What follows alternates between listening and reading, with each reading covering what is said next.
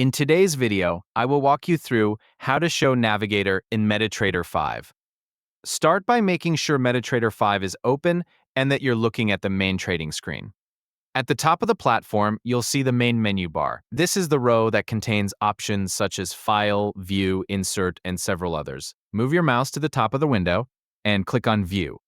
This menu is where MetaTrader 5 lets you control many of the panels and toolbars that appear within the platform.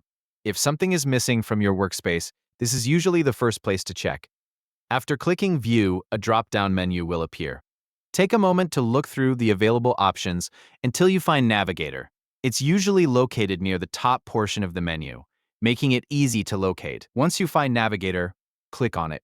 As soon as you click the option, the Navigator panel should appear on the left side of your MetaTrader 5 window. If it had been hidden, it will now become visible.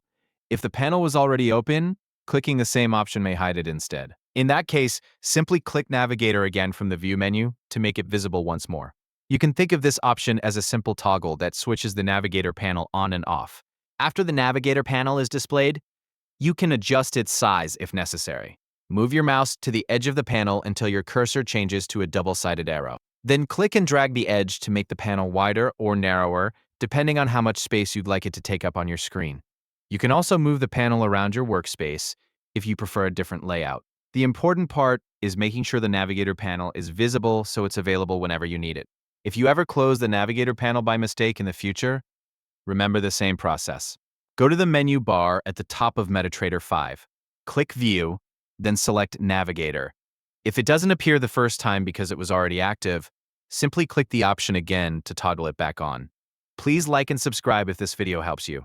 Thank you for watching.